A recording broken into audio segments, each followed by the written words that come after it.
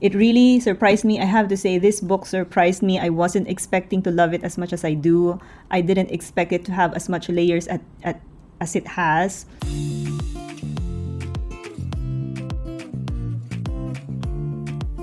Hi everyone, this is Paul Loves to Read, and as you know, in this channel, it's all about spreading the love and joy for literature. And today I'm super excited to share with you this gorgeous book.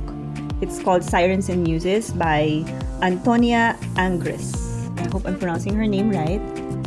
Can we just take a pause and appreciate that beautiful, beautiful cover? Sirens and Muses. Okay, full disclosure, I knew nothing about the book. And I fell hard for the cover. Full disclosure, I fell hard for the cover and decided I'm gonna read this. And I'm so glad I did. The book is the book cover is a solid 5 stars. The book is a solid 4 stars. I love it when the book cover matches the book because there are a lot that has better book covers than the book. There you go. Yeah, I bought this book for the cover and I love it. I'm glad I did. And I'm glad I bought the physical book. Yes, this is the first book I read of this author. The book is about art students. The book is about art. It's about the art world. It follows 3 art students who are wanting to make it big into the art world. It is set at a time when Occupy Wall Street happened, when people are frustrated and angry about capitalism, right? And that would be around 2010 yata yun. Mga ganun, no? About 2010, 2009. So these 3 art students are kind of insulated in all of that drama, quote unquote, because they live in their little protected bubble of art world. They go into this very prestigious New York art school, and these 3 art students are brilliant artists, but very different styles, and that's the premise, right? And then you layer that, or you overlay it with the setting that is Occupy Wall Street / capitalism, and then another layer to it is about authenticity, because these 3 young artists want to make it big into the art world. They want to share their skill, their art, but at the same time, they want to be authentic. They are really in search of authenticity. When capitalism gets into the picture, it's hard to be authentic. And another layer to it is the internet.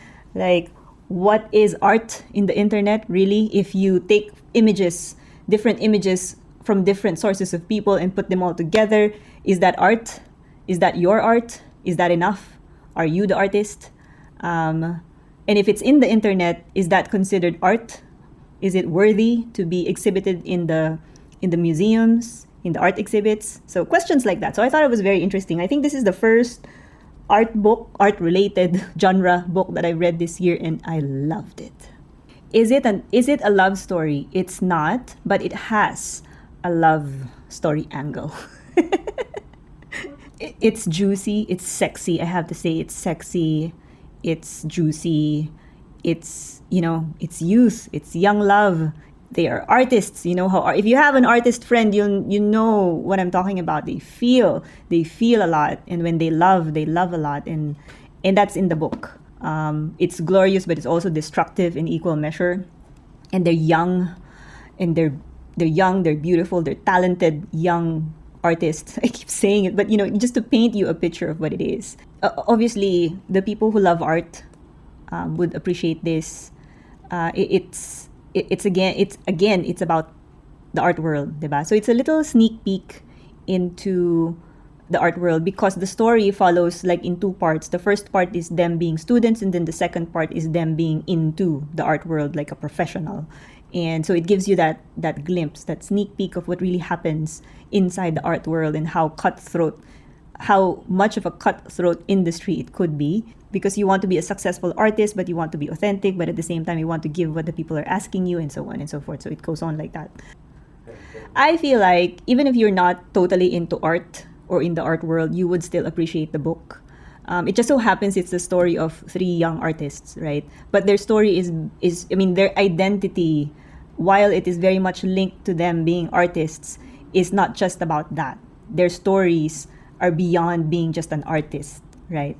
And at some level, everybody can relate to that. So I feel like if you are not into the art stuff that much, you'd still appreciate it. That being said, if you are into art, I feel like you love this. And another thing about this book is it's easy to dismiss it as another, another collegiate drama stereotyped book, but it's not. It has many layers to it. And again, that's the beauty of reading a book, right? I would recommend you never to just take in at surface level whatever you read. Always try to find out what else is the author trying to tell you. And this one, definitely, Antonia Angress is definitely telling you more than just the stories of these artists.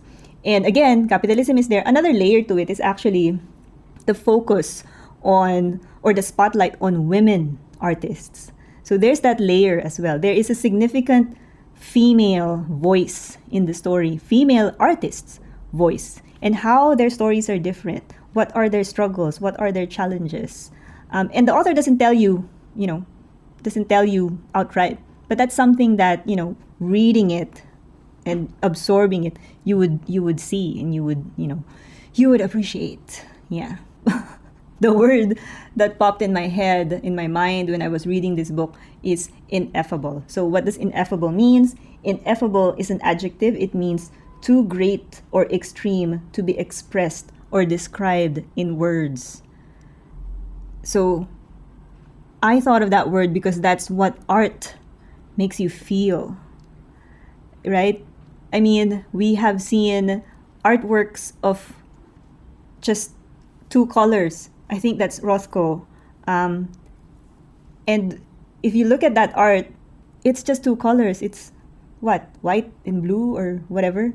But looking at the art, standing in front of the art, or just looking at it in your screen. Or how about Pollock, diba?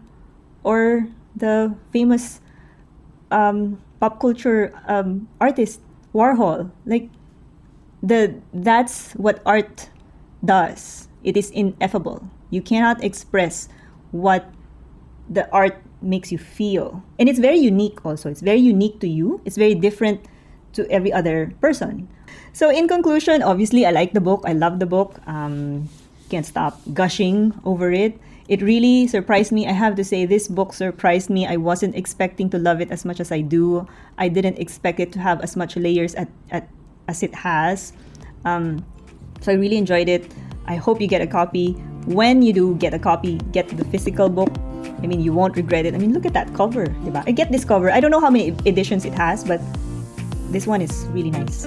So I hope you like that. If you love art, trust me, you'll love this one. So, thank you.